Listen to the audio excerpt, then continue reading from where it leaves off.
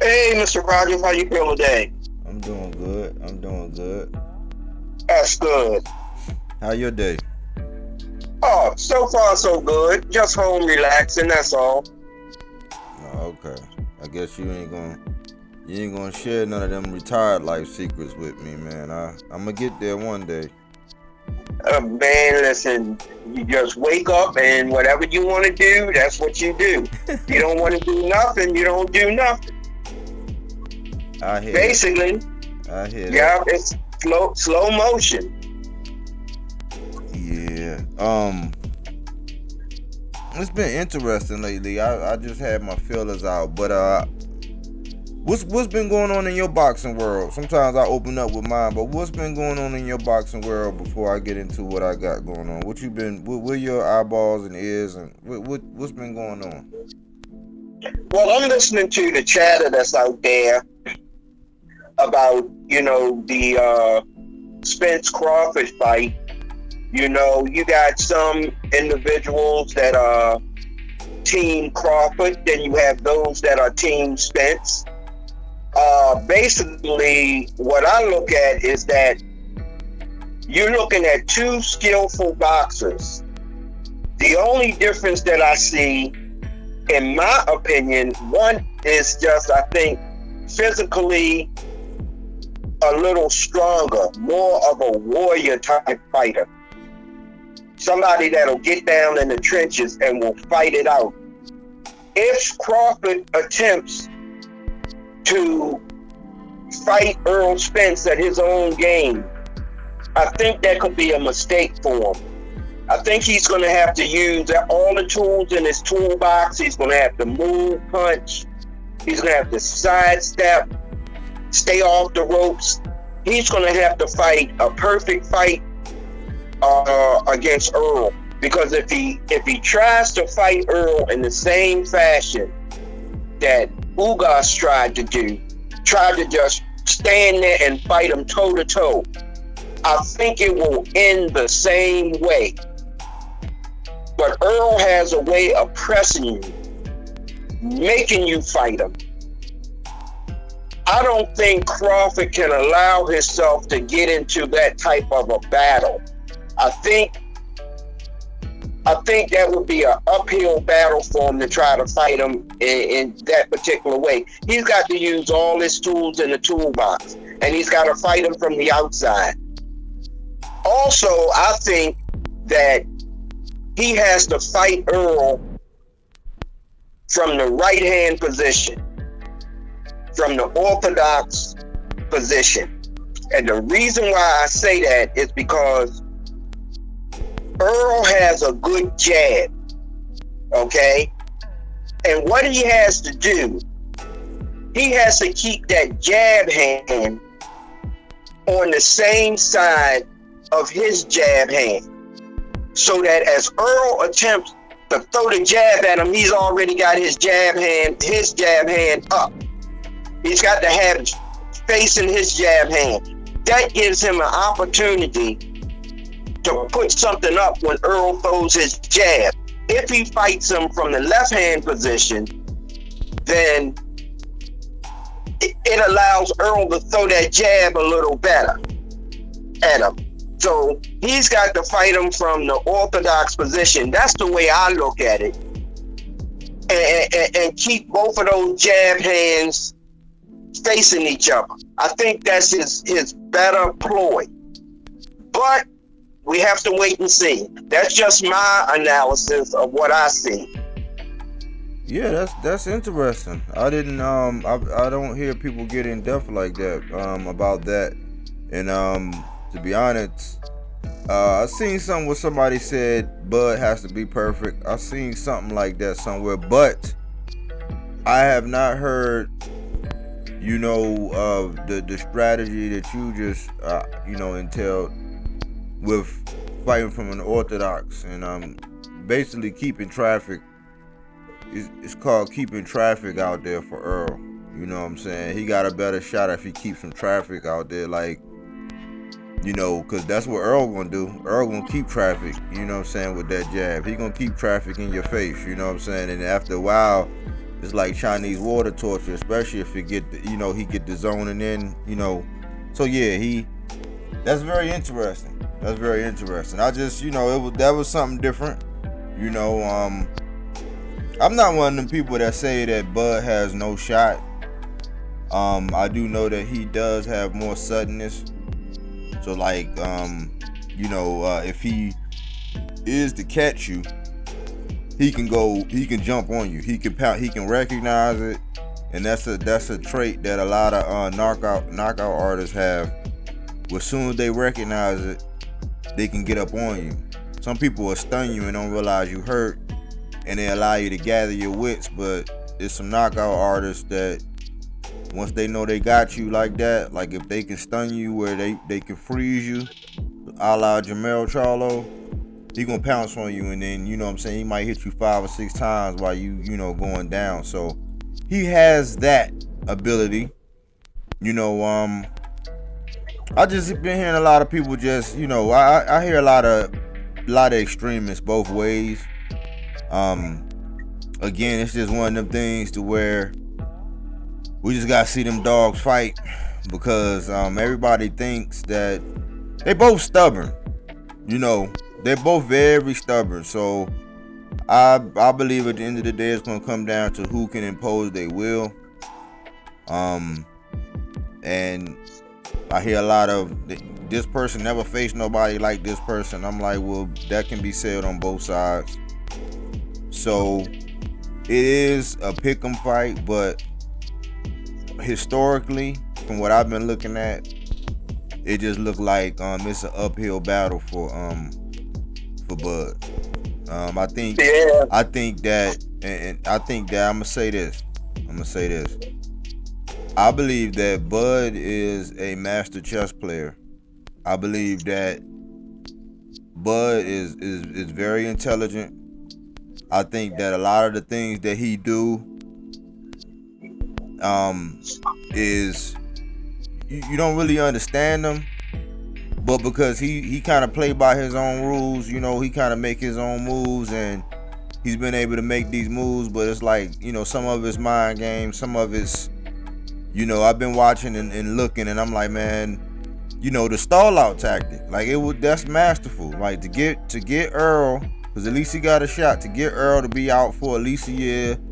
You know what I'm saying? Thinking that's gonna take some steam off of him. That's smart. Earl was stubborn enough to do it. You know what I'm saying? And say, you know what? No bag. I'm gonna sit right here. I'm gonna dig in. No Keith Thurman, no tune-ups. So this is what I've been wanting, and this is what I said when I got in that ring. And it's showtime. You know what I'm saying? Not too long. We in June, and that fight is in July, so I can technically say next month. We're gonna see that fight. Oh yeah. But speaking of Bud, this is what I want to ask, man. I've heard somebody say they was comparing Inoue and his accolades with Bud and his accolades, but at the same time saying that, like, basically Stephen Fulton basically just gonna have his way, and it got me, just like all the time when I think that I might be too high on somebody. I always go back and humble myself by going back and looking at some numbers, and I do triangulations. I do. Everybody do it, but I do them as well. And I start looking at some things, and I'm like, hold on, man. This is his 4th division, where in his latest, in the What Have You Done Lately era, he just did the Undisputed, and he's already moving up for a unification bout in his first one up. Not like, this is not like what Bud did when he came up and got Horn with just one of them things. He coming up and fighting somebody with 2 of them things, with the opportunity to fight in the next fight could fight the other person with the other 2 of them things. And when I look back, because it make me dig in and say, all right, am I being too overzealous? Am I overdoing it? Am I being a fanboy? You know what I'm saying? What everybody like to say. I'm like, man, because that's one of the worst things you could be called out here in these YouTube boxing streets. So I'm like, hey, might be in the fanboy. So I gotta go back in the lab and I gotta go look at some things. So I look back, right, and I say, okay, Inoue is going to his 4th weight division, coming off of being undisputed. He's not going up there to get his feet wet. But going back to 2018, he TKOs Jamie McDonald in the 1st round. Then 5 months later, he knocks out Juan Carlos Payano in the 1st round. Right? And then the next year, he goes about what's that? 7 months later, Emmanuel Rodriguez knocks him out in the 2nd with a body shot. He goes and he fights Nonito Donaire. Unanimous decision, just like everybody want to say, with this whole Devin and Lomachenko. It was a unanimous decision. This was a unanimous decision. And Nonito Donaire is still a walking Hall of Famer, 40-5. Unanimous decision. He does that. Then moving up in 2020, that's about a year later. That was about a big break right there. Jason Maloney knocks him out in the 7th. Jason Maloney was 21-1. The next 2 guys, I don't know them guys. I'm not gonna fake the funk on them guys. Comes back and after 2 fights, he goes back and fights Nonito Donaire, ends it in the 2nd round. So we talking about rematch. So a la the Cambosos twice. So let's just think about Devin Haney going 24 rounds of Cambosos twice. He comes back, ends Nonito Donaire in the 2nd round. Then, to finish it all off, to get the undisputed, he stops Paul Butler in the 11th, who was 34-2. Now he's stepping up, because that was in December. He's stepping up. 8 months later, he's fighting Stephen Fulton. And I was hearing somebody talk about Stephen Fulton today, a coach that I highly respect. He said, man, Stephen Fulton, he could do it all, man. He could do it, he can be in your face. He could do it off the ropes, man. He just find a way to win. And I'm like, okay, that's the motivation. That's from a neutral coach. Nobody that's not in his corner. So that's from a neutral coach. But a lot of people are basically kind of like underhandedly recognizing the accolades, because I try not to get too high on accolades, but for the people who do that, because if we're gonna do accolades, I gotta incorporate strength of competition. But if we're gonna do accolades, then how that's not a comparison with what Bud was doing. That's no comparison. Like, Sean Porter arguably was his biggest fight. A la Devin and Lomachenko. Arguably, Lomachenko was his biggest fight. Like that, those last fights, those was. So we looking at Lomachenko and Sean Porter going into retirement. So I'm like, how are people giving him the same recognition of having accolades, even though he's superseding it, but he's not getting any of the credit going into this fight? And I'm only bringing this up because just like when we was having a conversation about Devin Haney and Lomachenko, when I broke out them CompuBox stats, and I was saying, man, this fight is gonna be a lot closer than what everybody think it was. And when you look at it in hindsight, Lomachenko actually outlanded him 124-110 in total punches, with the difference in Devin Haney outlanding him 49-9 in body shots. But Lomachenko also out jabbing the masterclass boxer jabber in 25-20 in the jab. And that fight was very close to where people are still debating it. We know who we had winning, but we threw out caution there.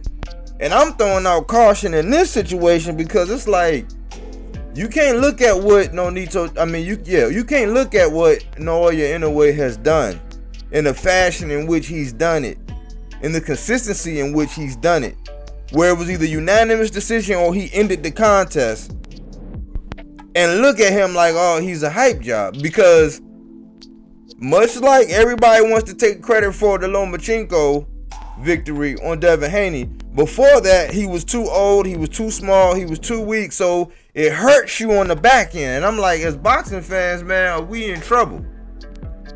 Are we in trouble? Because this is what we're getting, and this is what we're going into, and I'm not sure if people around Fulton is still have him thinking that this is a cakewalk. Well, I'm gonna tell you this. When you compare the resumes of the two fighters, I am more impressed with the journey that Naoya Inoue had traveled throughout his boxing career and where he's finally at this particular point. I just think he's the better fighter. Now, he may not be the bigger fighter, and because of that, it might be a situation where Fulton maybe can withstand a little more punishment than his other competitors up until this point. However, I don't think that Fulton's skill as a fighter leads him to take that extra weight that he's been carrying and pressure Inoue with it, because he has a history of not being a big puncher. So he may have an advantage in size, but not in punching. So therefore, because he don't have the punching power, that could nullify his little weight advantage, because he's not going to be able, I don't feel, to pressure and constantly hurt Inoue and keep Inoue off of him. If he's not able to do that, Fulton may find himself in survival mode throughout this fight and not actually imposing his will on Inoue. Because if he does not be able to stop Inoue in his track, back him up, he's not going to be able to impose his will. And I think imposing his will is a very important factor in this fight. Because if he does not use aggression to keep Inoue off of him, and he's fighting backing up, that puts him in a defensive mode, and he can't be on a defensive mode against Inoue. He has to be in an offensive mode. Because like they say, sometimes a good defense is a good offense. That keeps the man off of you. And if he's not able to do that, it might be a long night for him. Or a short night. You know, I'm just, you know, it makes me dig in the trenches, and I'm like, man, it's crazy because in the climate we in, you know, especially since I do content, that's why I always like your take. Your take, you don't do it. You don't do content. You just a diehard, hardcore boxing fan. That's why I gotta come back and get your take, because in the climate we're in, you know what I'm saying, depending on how you feel about certain fighters and how they, you know, dominate. Like if I would have say, man, I think Bivol will beat the shit out of David Benavidez, the people would be like, oh my gosh, like, you know, I'm like, no, it's just based on skills. That's what. But sometimes you gotta kind of, with the climate we in, you gotta check yourself and see if you just being the contrarian, you know, the person on the other side, because, you know, there's people out here that make a living being that. Like, no matter who that big name is, they're gonna be the contrarian because it's an audience for it. It's an itching ear for it. So I go back and I look at stuff like the resumes, and I do deep diving with, you know, with Fulton. They say he always finds a way to win. With Angelo Leo, Danny Roman, Brandon Figueroa, and I'm looking at them guys and thinking about them guys and his run versus the Paul Butler, the Donaires coming up to get Fulton. And don't there again. Just looking back at it and just trying to make sure I'm turning over every stone when I'm looking at it, because my sentiments are just like yours. I was just gonna ask you, cause I got an idea, but I was gonna ask you, what do you think Inoue's weapon of choice is gonna be? You know what? With Inoue, he has a complete arsenal. Inoue throws a good hook. He throws a good uppercut. He throws a good right hand. He throws a good lead right hand. Okay, he could throw the right hand off the jab. He can hook off the jab. He has a complete arsenal in terms of power punching, because he takes you out with his left, with his right, with his hook. He throws the straight right hand. He hooks off the jab. He throws the uppercut. Both of his hands are lethal weapons. So Fulton has to make sure that if he does get hit good and around, that he goes on a little defensive to make sure he don't get hit again. So he's gonna have his work cut out for him, and he can't be hit by the left or the right flush. And if he does, he's got to make sure he don't get hit again. So he's gonna have his work cut out for him. Yeah. I was, you know me, you know what channel you on, and I believe it's gonna be a hook to the body. You know, I think it's gonna be a body, because I don't see Fulton, unless Fulton gonna bring out a bag of chips, a bag of tricks, or he's gonna try to attempt to do what him and Figueroa was doing. I see that Fulton's gonna have to stick and move. He's gonna have to be opportunistic, but he's gonna have to really stick and move. And I believe when you prepare for somebody that you know gonna try to like stick and move or really try to box, when you really wanna, you know what I'm saying, just work your combinations, you gotta invest to the body. You gotta start early. You're gonna start putting water into the basement. And then once you start putting water into the basement and them guards come down, you go upside that head a couple times, and they forget about all them bricks you laid in that basement, and you go back to that body one good time, it's over.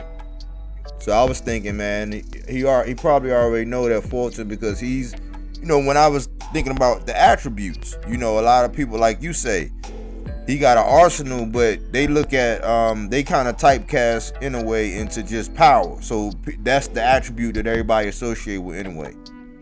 But when I was thinking about the attribute associated with Stephen Fulton, I was thinking it was more defense, or they always say, oh, he could just box, but they was primarily saying defense. So I'm like, man, when you know you're going up against a defensive fighter or somebody that's gonna try to move and use their legs, you're gonna go to that body. And depending on what method you use, well, you just start to, you know, you just working your working your magic, or however you do it, whether you gonna start upstairs or go, you know, or you just gonna get right to it and just start going to the body right away, you know, to empty out that gas tank. That's how I see it going, you know. And I'm just, you know, we done covered a lot of territory with these guys, and it's not a lot floating around other than a whole bunch of emotional opinions about it. So I come to you and try to see if I'm being off. You kind of like the ground, you know what I'm saying? So you bring me back to ground, you know, because I'm going to tell you, with the formula that you just planned out, okay, that could very well be the formula that Inoue takes, because with Inoue's power punching, not only does he throw good punches upstairs, but he's a devastating body puncher. So many of his fights have been ended to the body. Mm-hmm. So that formula you just outlined there, that could be the perfect formula for him. because he is an outstanding body puncher.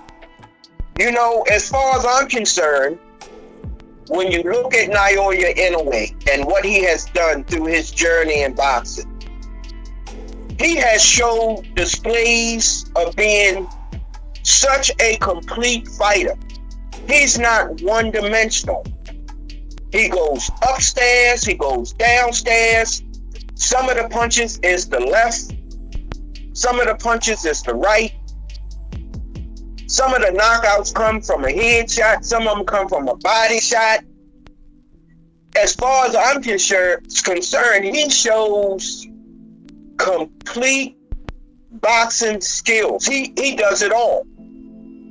And he is one of few fighters that when he steps in the ring, you don't have no idea how he's going to do it.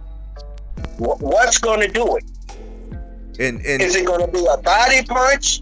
Is it going to be a punch upstairs? Is it going to be a left hook? Is it going to be a right hand? You just don't know how he's going to do it. He has all the tools in the toolbox. When I look at Naoya Inoue, I don't see anything that he lacks where he definitely needs to go to work on something. If you want to say anything, maybe some defensive postures, maybe. But when you are a power puncher like he is, your defensive skills is not what carries you throughout these fights and make your career what it is. It is not his defensive, it's his offensive skills. So until somebody can take away his offense and force him to use his defensive skills, then that's an avenue that has to be explored. And can Fulton do it? I don't know. I don't know if anybody can make him go on defense. Yeah, and this is what I was gonna say. This is what I was gonna add to what you were saying. It's only about, I was just trying to come up with them. I think I'm around about 7. It's only about, if we don't include the heavyweights, it's only about 7 fighters out here to where it's not really about your defense. It's about when they got you lined up and they use one of their weapons of choice, which can be with either hand, upstairs or downstairs, they can end it. It's only about 7. And I might be stretching. I might be giving 1 or 2 of them more credit than what they, but it's only about 7. And that's the only thing that I see. It's like until I see 2 of them go up against each other like that, I always lean towards that one because they are tested. They have chins. You know, most of them guys, all of them guys, they pretty much got chins. Like only one of them is kind of, you don't know. You don't know. But most of them got beards that I'm talking about that can do that. So they can take a shellacking, but they known to give it.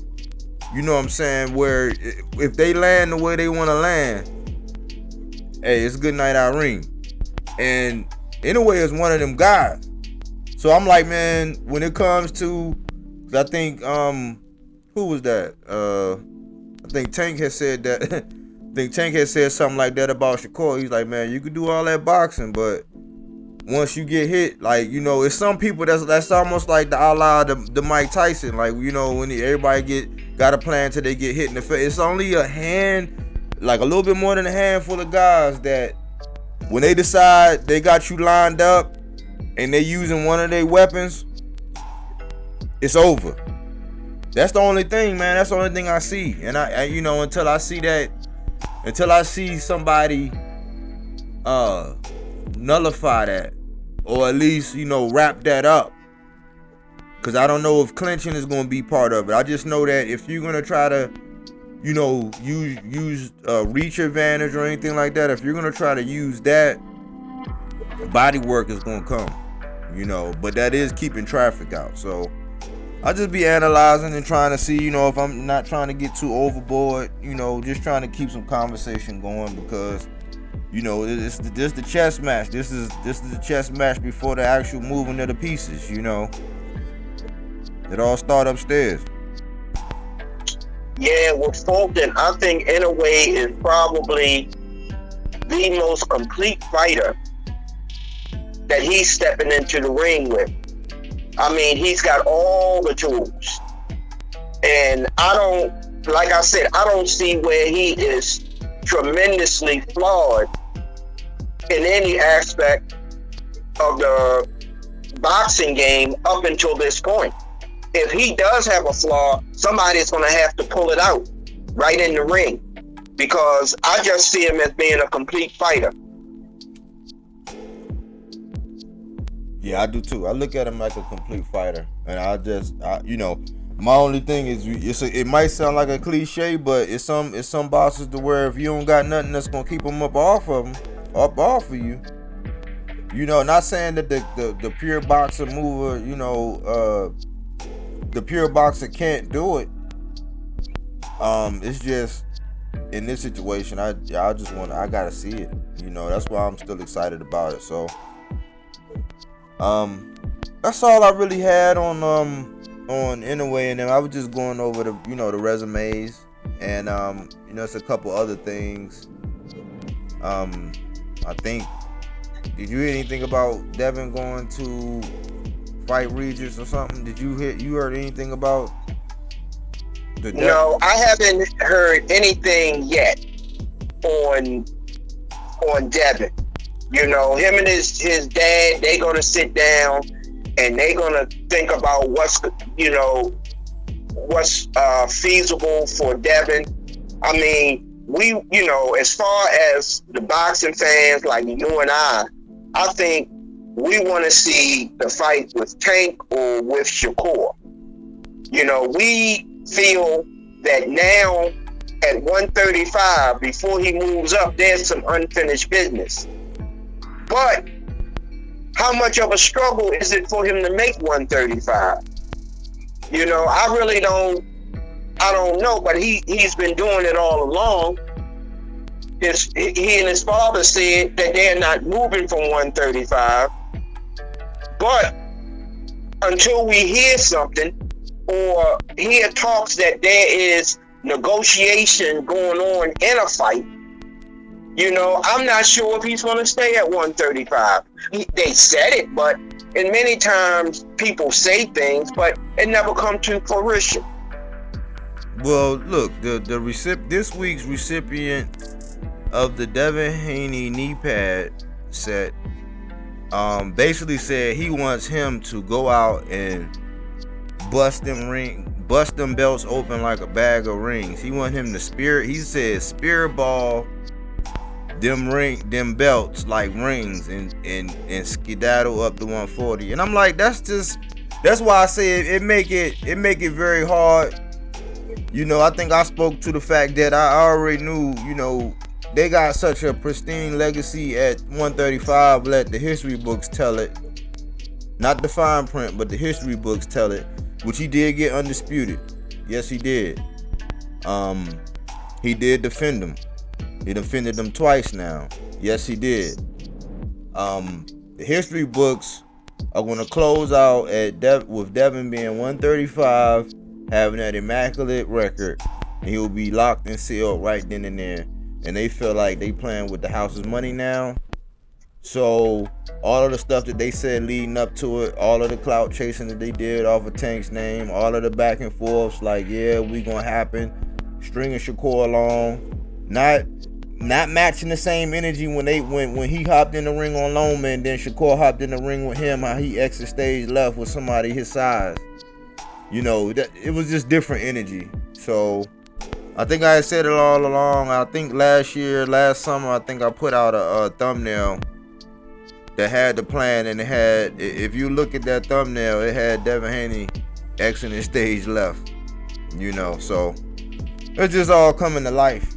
I just was wondering if you had. I know you listen, and you keep your ears to the streets too. But yeah, I think we're in agreement. They're gonna sit down and converse about the best options and what the optics gonna look like and what kind of bag they're gonna be able to get, to be able to finagle them belts. But Regis Prograis basically saying, I will hurt you bad. You know what I'm saying? He's saying I will hurt you bad, like how Tommy told Martin when he got in that argument with Gina and he came back out there trying to puff his chest out, and Tommy was like, she hurt you bad, didn't she? You know what I'm saying? So that's it. I just wanted to catch up with you and talk some boxing. I'm still excited, man. It's a great year for when you look at the fights we got. The boxing gods are being generous. So we just gotta walk these through because we got T.O. and Josh Taylor. We got Stanionis and Virgil Ortiz. We got Naoya Inoue and Stephen Fulton. And then 5 days later, we got Earl Spence and Bud. Yeah, we got a good array of fights that's coming up. And for the fight fan, the true fight fan, they're going to love it. They're going to love it. Yep, and we already had the Tank Ryan, which set it off, which was necessary. They led by example. So I think, if you're a positive person, then you're gonna look at boxing and say, you know what? It's a few flies in the ointment, but it's pretty good. You know what I'm saying? Boxing is pretty good right now. If you're a pessimist, you're gonna, you're just gonna look at it the way you look at it and be mad about something. I have to agree with the individual that said that if Devin vacate those 4 belts, it's going to be an array of fights coming up. You got potentially 4 title fights at 135. And you got an assortment of good fighters out there that could be crowned champion at 135. And then I think the real anticipation will be once these guys establish championships, then they try to unify these fights. You just got so many talented fighters at 135. And right now, these guys can't fight each other because Devin has got it on hold a little bit. You don't want any of these fighters to fight each other right now because it could put a barricade up in terms of them getting a title shot. So he's got 135 on hold right now, waiting to see what he's gonna do.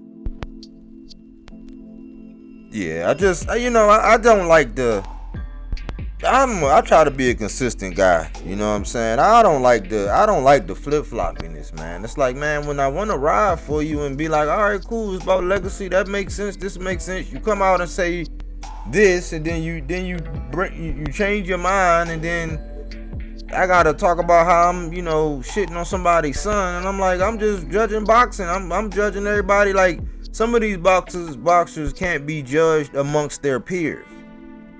And that's not how I was raised. My that's not how my mom raised me. You know what I'm saying? She judged. You know what I'm saying? She held me accountable. She taught me about consequences and repercussions. So I had to be consistent, or else it was consequences and repercussions. So I'm kind of like, I like people who kind of like how Earl did. It was some flies in the ointment. Him getting, in a little, almost, killing himself as a young man, speeding and, drinking and drive. He made his mistake, but he came out and was like, look, man, it was life changing. It was life altering. You saw it. He admitted it. He didn't act like he was perfect, but when he say he was going to do something, he walked it out. The same path anyway, you know what I'm saying? That kind of, look, this is what I'm doing, this is what I got going on, this is what I'm all about, and then he walked it out. So for me, it just be the whole, you saying you're gonna do this, and then you saying you're gonna do that. Like, I'm gonna retire Loma, you don't do that. I'm gonna beat Gamboa worse than ever, you don't do that. I mean, you say you're gonna stay at 135, it's only gonna be one champion, you want the big fights. You said Tank and Loma. He said Tank and Loma. Those the last ones. That big knee pad wearing person I be telling you about, he even said it back then. You know what I'm saying? He be at the mansion. He be in the crib. He be at the venue. He be talking. They BFFs. You know, he said that I don't like the back and forth, and it's kind of like what Canelo was doing up there with the belts. How he kind of just, you know, got it all on hold, got all these people. You know, I don't want Devin to get off into that room. If you gonna go, make a move, jump the fence. You know what I'm saying? But don't hold it all up when you think you got the boxing world. You know it's tanked. You know it's supposed to be tanked. That's it. What we talking about? And see, this is what I would like for Devin to do if he's going to move up to 140. Okay? For example, like what Inoue did. When Inoue decided to move up, he relinquished all of his belts. Okay? Unlike Canelo, when Canelo went up to challenge Bivol, he didn't relinquish his belts. He was able to go up, fight at the light heavyweight, lose the fight, and then come back home to all of his belts. To me, there should be something in the guidelines that if you move up in weight and you challenge the champion, you cannot challenge the champion unless you relinquish your belts. But they allowed him to go up, fight, lose, and now come back and he's still champion. It's just something that don't set well with me with that picture. I got an incentive. And that's a great point. I got an incentive for that. If you do that, the next two up should be able to fight for that belt. And when you come back down, you got to see that one. That'll kill 2-3 birds in one stone right there. If you pull a Canelo, and you have all those belts on lock like that, and you take a step up at the next weight level, they should let the next two in line for that belt. They should let them next two in line fight each other, and you got to fight the winner, or they get that belt straight up. That's what they should do. It is just a practice that was allowed to happen that to me is just unfair. It's just unfair for the legitimacy of boxing. If you fight for a championship in another weight class and you're going directly into that weight class and you're fighting for the title, your belt shouldn't be waiting for you on hold. That if you go up there, you could go up there and lose, get knocked out, and come back, and you still undisputed champion at that weight. I don't know. I've got a problem with that. I don't know how boxing is going to fix it, or if boxing even cares about fixing it. But to me, it's just something that don't set well with me with that type of practice. Yeah, because that Hector Garcia, I believe he still that wasn't on the line. He can go back down there when he quit, he can go back down as a champion. He's still a champion at 130. So it need to be addressed, because it's, you know, there's some little, I'm sure it's something in the guidelines. I gotta get into that. There's people that get all into that, but you know, it's like they use it really to just spank people with it. But I'll get into it to kind of figure out how it works, or if it is something out there. But we can see now that they're doing whatever they want to do. That's why I say, man, it's a controversial statement when I say, man, do the belts matter? And I'm like, man, well, it all depends, because Rolly got one, and whether he should have been in line to get one, or whether the guy that he fought should have actually won it because of the stoppage. It was a whole lot of stuff, but how did he get knocked out by Tank, jump up there to 140, like win a controversial stoppage, and now he's a belt holder, and now people saying, oh man, like they already lining him up. So it's like, do they really matter, or they matter when certain people say they matter? So I'd be confused, because Tank be like, man, you know, forget them belts. It's about money. I am the belt. I am the belt. I want to fight. You know, I want to fight who people saying the best. You know, so but that don't mean anything when you know. Then he get in the bag. So I don't know. I'll be confused, man. The goalpost moves so much. You know. That how Rolly got a title shot is beyond me. You know, unless you are already a champion, okay? The provisions are already made for a person that's a champion. Let's say, for example, if you are the WBC champion, okay, and you want to move up to the next weight, you are automatically in line to fight for the WBC version of that championship at another weight, okay? Provisions have already been made. In Rolly's case, he was not a champion. So therefore, moving up after a loss, he should not have been eligible in his first fight at that new weight, have a championship fight. I don't understand that. It made absolutely no sense whatsoever. And then he fights a guy that's not the champion. It's one thing if Rolly's fighting a guy that's already the champ and he challenging this champion for his belt.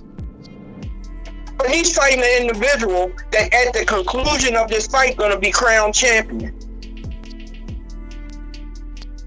The fight made absolutely no sense for a championship belt. Yeah, and it's like the fix was in.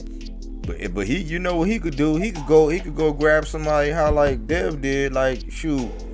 I think 2 weeks after he went ahead and grabbed somebody and went ahead and defended it. They tried to pick this guy from across the pond, I think, to go fight him for him, you know, to get a shot at it. But everybody want a piece of that, and I'm like, man, like if it's really a frenzy like that, and that's how you want to go about getting it, then what does that say about you? It's just a state of the climate. You know what I'm saying? That's just the climate of boxing. It's like people don't, you know, they would rather go do that.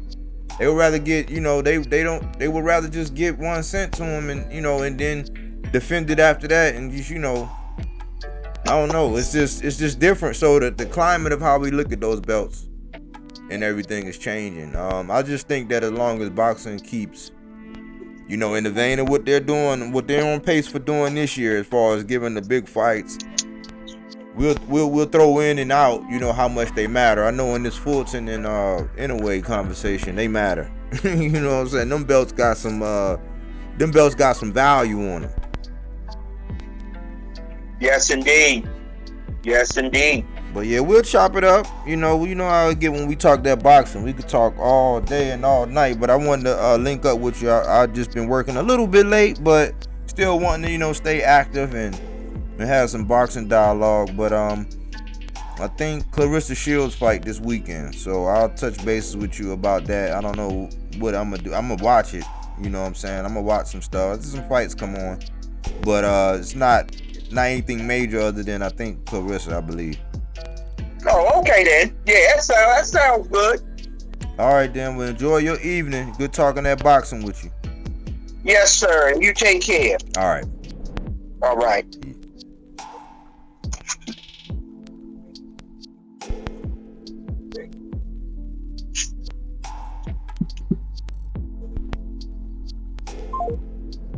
Well, that was my old head K.